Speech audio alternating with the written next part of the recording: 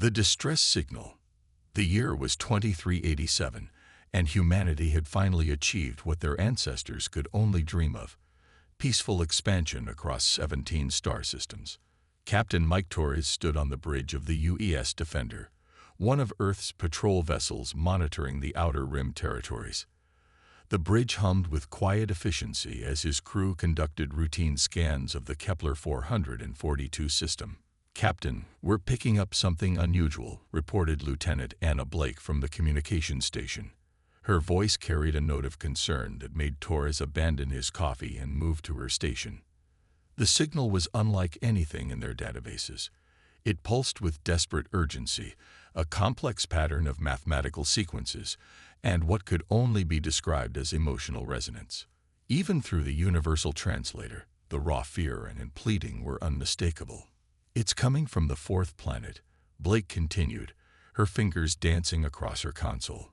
"The signal is weak, but it's definitely artificial. And Captain, it's not from any known species in our records." Torres felt his chest tighten. First contact protocols were clear, but something about this transmission made his military instincts scream warnings. "Can you clean it up? I want to know what they're saying." The next hour was tense as Blake and her team worked to decode the alien message. When the translation finally came through, it sent chills down everyone's spine on the bridge. "Please, anyone who receives this, we are the Vel people of Kepler 442. Our world is dying. The Kron Empire has come. They take our children for their armies. They harvest our people for food. We have fought for 3 cycles, but we are few, and they are many. If there is mercy in the universe, if there are others who value life, please help us. We cannot hold much longer. Our shields fail. Our weapons are spent. This may be our final transmission. We die free, but we die knowing evil has won. Remember us." The bridge fell silent. Torres had seen combat, had fought pirates and raiders, but this was different. This was genocide. "Sir," Blake whispered, "there's more. The signal is old. It's been traveling for 6 months. If their situation was desperate then." Torres didn't need her to finish. He activated the ship's emergency communications array and sent an immediate priority message to Earth Command. Within hours, every major news network across human space was broadcasting the alien plea. The reaction was instantaneous and overwhelming. Across Earth's colonies, from the mining stations of Alpha Centauri to the agricultural worlds of Wolf 359, humanity responded with an emotion that surprised even themselves: pure, righteous fury. Town halls filled with angry citizens demanding action. Military recruitment centers saw lines stretching for blocks. The cry was unanimous: "Not on our watch." Admiral Jack Stone, Supreme Commander of Earth's United Fleet, called an emergency session of the Defense Council. The holographic displays showed tactical analyses of the Kepler 442 system, while intelligence officers presented what little they knew about the mysterious Kron Empire. The signal traveled 6 months. Stone addressed the council. "That means these Vel people have been suffering under occupation for half a year, assuming they're still alive. Every day we delay is another day of horror for survivors." Defense Minister Lisa Park leaned forward. "Admiral, we're talking about committing our forces against an unknown enemy with unknown capabilities in a system we've never explored. This could be walking into a trap." Stone's eyes hardened. "Minister, with respect, humanity didn't crawl out of its caves and reach for the stars just to ignore genocide when it stares us in the face. These Vel people asked for help. They believed someone, somewhere, might care enough to act. They were right." The vote was unanimous. Within 48 hours, the largest military mobilization in human history began. The first Rapid Response Fleet, led by the flagship UES Retribution, prepared for immediate departure. But this wasn't just a military operation.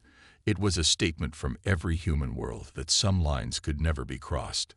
Captain Torres watched from his bridge as ship after ship emerged from hyperspace around Earth.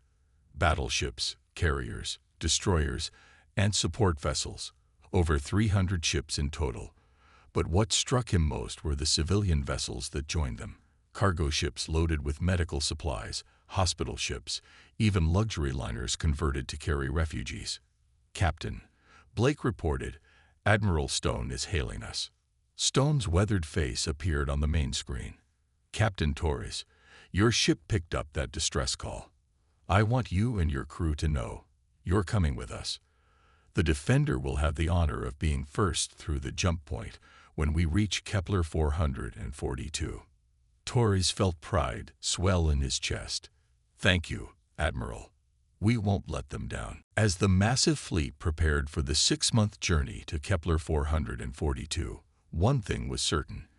Humanity was coming, and they were bringing everything they had.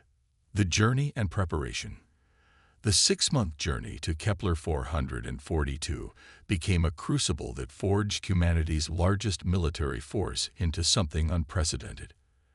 Admiral Stone had initially worried about maintaining morale during the long transit, but he quickly discovered that anger was a powerful fuel for determination. Every ship in the fleet became a hive of activity. Training exercises ran around the clock as crews prepared for combat against an unknown enemy. The Marines practiced boarding actions while pilots ran endless simulations.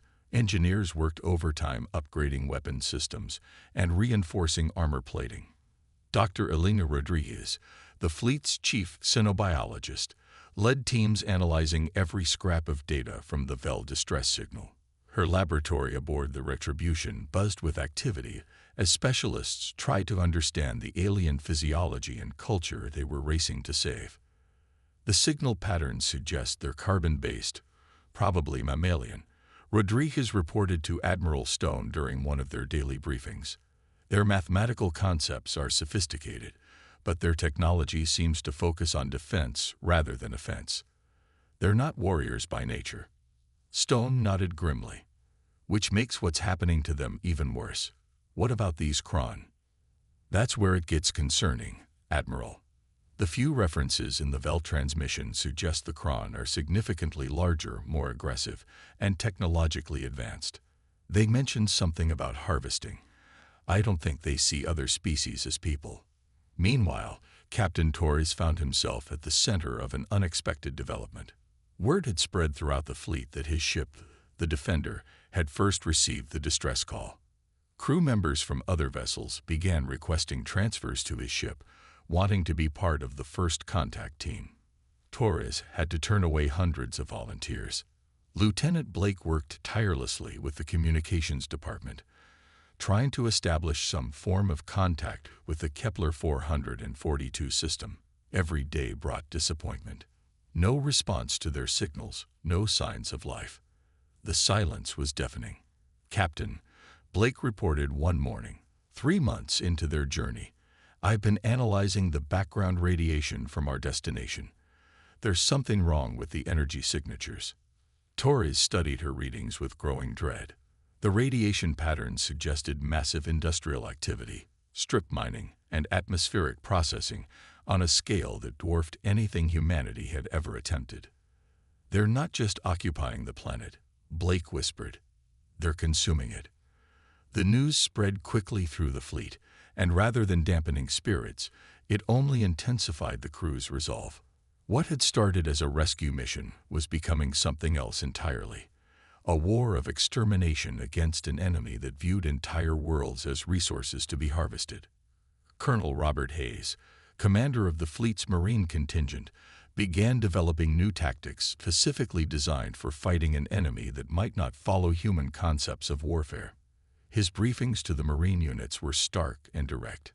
"We don't know their psychology, their tactics, or their technology," Hayes addressed his assembled officers. "What we do know is that they've been systematically destroying an entire civilization for 6 months. That tells us everything we need to know about their character. We're not going to negotiate with them. We're not going to accept their surrender. We're going to remove them from that system completely." The civilian vessels proved just as dedicated as the military ships. Medical teams prepared trauma centers capable of treating unknown alien physiologies. Engineers developed rapid deployment shelters and food synthesis systems. Even the children aboard the family vessels contributed, making toys and comfort items for potential VEL survivors. As they entered the final month of their journey, long-range sensors began picking up detailed scans of the Kepler-442 system. The results were horrifying. The fourth planet's surface showed massive scarring from orbital bombardment and strip mining. The atmosphere was thick with industrial pollutants. Worse, their sensors detected what appeared to be processing facilities and prison camps scattered across the surface. Admiral Stone called his final pre-battle briefing with the fleet's senior officers. The holographic display showed the tactical situation they would face. Over 50 Kron vessels in orbit around the dying world, with more scattered throughout the system. "Ladies and gentlemen," Stone addressed the assembled commanders, "we're outnumbered, outgunned, and fighting an enemy we don't understand in a system we've never seen. By every logical measure, this is a suicide mission." He paused, looking at each face around the table. But 6 months ago, someone out there believed that somewhere in the universe, there were people who would care enough to help. They were right. Tomorrow, we show these Kron what happens when they mistake human compassion for human weakness. The fleet dropped out of hyperspace at the edge of the Kepler-442 system 12 hours later. The war for the VEL homeworld was about to begin. First contact with horror. The sight that greeted the human fleet as they emerged from hyperspace would haunt Admiral Stone for the rest of his life.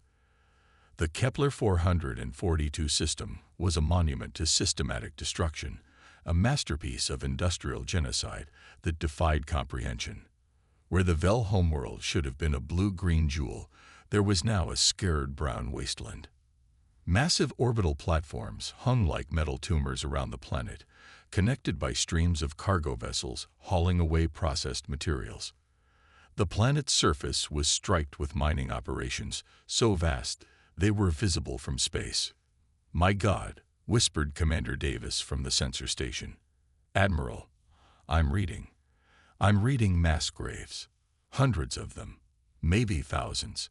Stone's jaw clenched as the full scope of the horror became clear. This wasn't just conquest or even slavery. It was systematic extermination on an industrial scale. The Kron had turned an entire world into a death factory. Captain Torres, whose defender led the advance scouts, reported back with growing horror. "Admiral, we're detecting prison facilities across the southern continent. Heat signatures suggest they're still occupied. The VEL people, some of them are still alive." The bridge of the retribution fell silent as the implications sank in. They had arrived not just 6 months too late, but apparently just in time. The rescue mission was still possible, but it would have to be fought through the most heavily defended system any human had ever seen. Kron fleet composition. Stone demanded. 57 vessels in immediate orbit, reported the tactical officer, ranging from what appear to be destroyers up to 3 massive dreadnoughts. Their technology. "Admiral, their ships are bigger than anything we've built. Some of those vessels are the size of small cities." Stone studied the tactical display with the eyes of a veteran commander. The Kron had positioned themselves with no thought to defense. They clearly didn't expect resistance. Their ships were scattered around the planet in optimal positions for overseeing the mining operations, not for battle. "They're not expecting us," Stone realized. After 6 months of silence, they think they've won completely. That's their first mistake. Lieutenant Blake aboard the Defender suddenly straightened at her station. "Captain, I'm picking up a transmission from the surface. It's weak, but it's definitely VEL." The message, when translated, sent a surge of desperate hope through the fleet. "Unknown ships, if you can hear this, we are still here, hidden in the deep caves beneath the northern pole. 3,000 of us remain. The Kron believe we are all dead. Please, if you are here to help, be careful. They have weapons that can crack moons, but we have information that might help you. We have been watching them. We know their weaknesses." Admiral Stone made a decision that would echo through military history. Instead of announcing their presence with a massive assault, he ordered the fleet to split into 3 groups. The main battle fleet would engage the Kron directly, drawing their attention. The second group would begin evacuating the surviving Vel from the northern pole. The third group would target the orbital processing platforms, both to cripple Kron operations and to prevent them from executing the remaining prisoners. All ships, Stone broadcast across the fleet, remember why we're here. 6 months ago, desperate people sent a cry for help into the void, believing that somewhere, someone might care. Today, we prove that they were right. Today, we show the universe that humanity stands with the innocent against monsters. The Kron response to humanity's arrival was swift and brutal. Their vessels immediately began moving to intercept positions, and their first weapon discharges were devastating. Energy beams that could indeed crack moons lanced out toward the human fleet. But the Kron had made a critical error in their assessment of human psychology. They expected the attacking fleet to retreat when faced with superior firepower. Instead, they encountered something they had never seen before: a species that became more dangerous when protecting others. The Defender, leading the assault, took a direct hit that would have destroyed most vessels. Instead, Captain Torres kept his ship flying on pure determination and emergency power, closing the distance to the nearest Kron destroyer. All ships, this is Torres. His voice crackled across the fleet communications. We've got them. These Kron ships are built for intimidation, not for fighting determined enemies.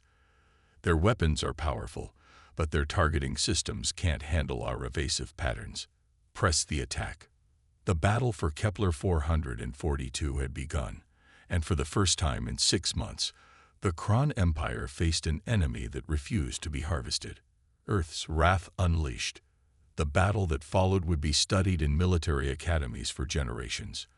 What began as a desperate rescue mission transformed into a demonstration of what happened when humanity's protective instincts were fully awakened.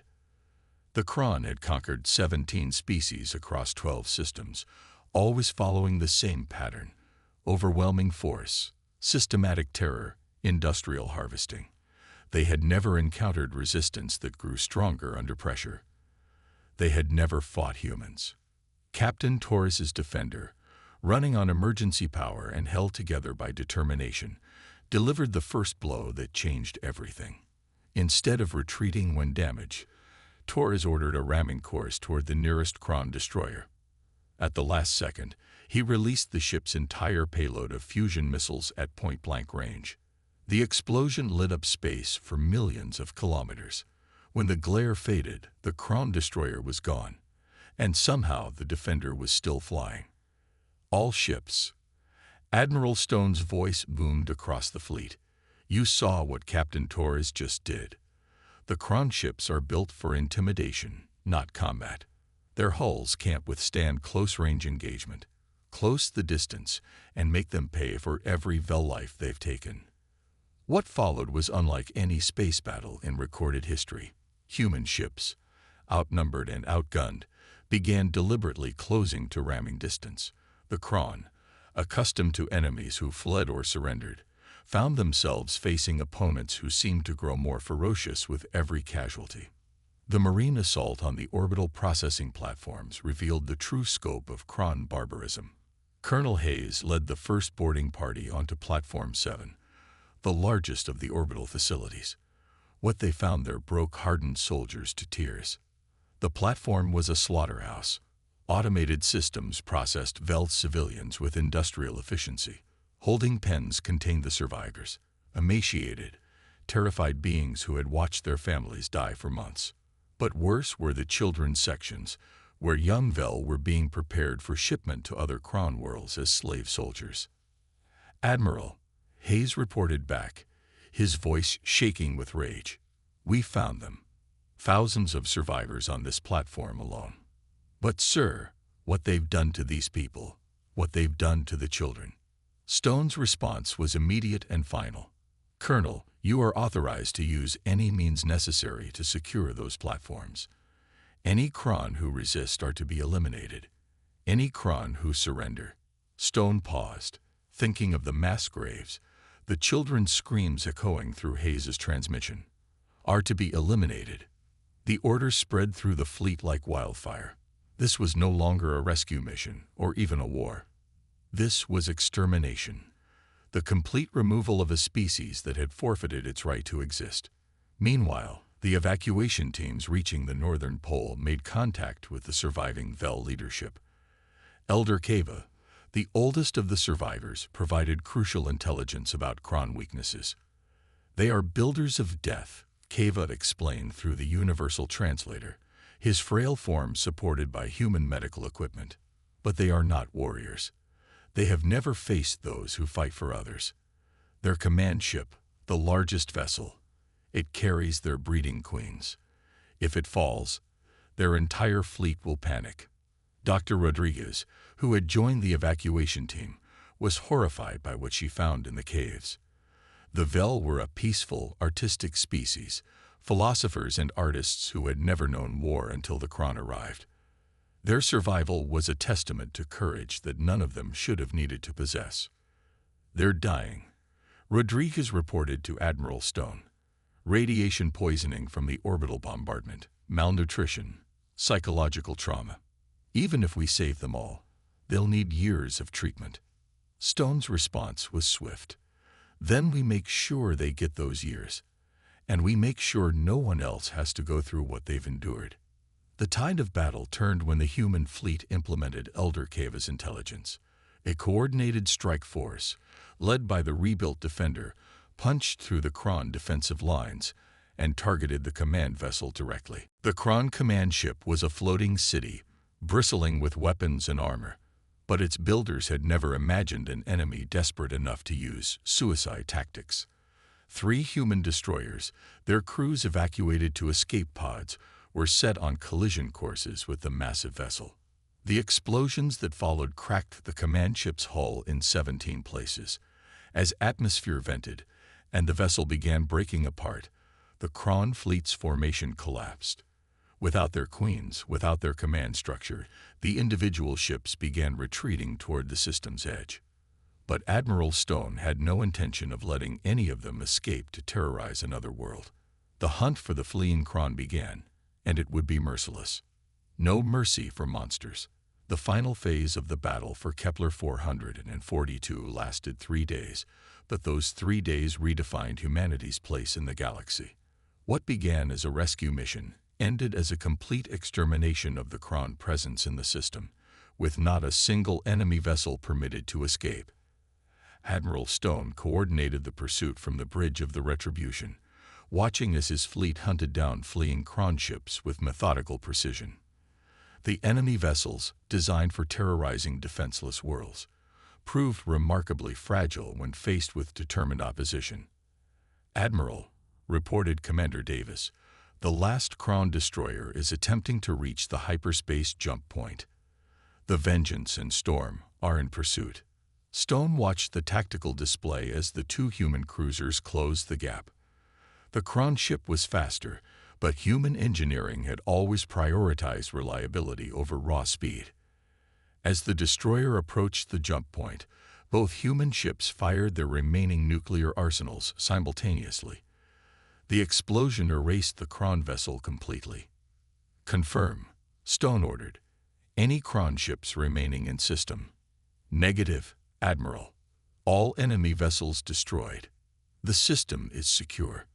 But Stone felt no satisfaction in the victory. Below them, the Vel homeworld was still dying, its surface scarred beyond recognition. Even with the Kron gone, the damage would take generations to heal, if it ever could. Captain Torres, his Defender now held together more by determination than engineering, led the final sweep of the orbital platforms. What they found there ensured that no human who saw it would ever forget why they had come to Kepler 442. The processing facilities contained detailed records of Kron operations across multiple systems. Species after species had been harvested, entire civilizations converted to raw materials. The Vel were just the latest victims in a campaign of genocide that had lasted centuries. "Admiral," Torres reported, his voice hollow, "we found their records. 17 species, completely extinct. The Vel would have been number 18. Dr. Rodriguez worked around the clock to treat the rescued Vel, but the psychological damage was almost worse than the physical injuries. Many of the survivors couldn't believe they were truly safe. They flinched at sudden movements, couldn't sleep without nightmares, and several had simply shut down completely from trauma. Elder Kava, despite his own injuries, insisted on addressing the human fleet before the evacuation began. His words, transmitted throughout the rescued vessels, brought tears to the eyes of hardened soldiers. "You came," he said simply. "When we sent our cry into the darkness, we hoped but did not believe. We thought we would die forgotten, that evil would simply erase us from the universe. But you came. You traveled through the void to save people you had never met, of a species you had never seen. You risked everything for us. How can such kindness exist?" Admiral Stone's response became one of the most quoted speeches in human history.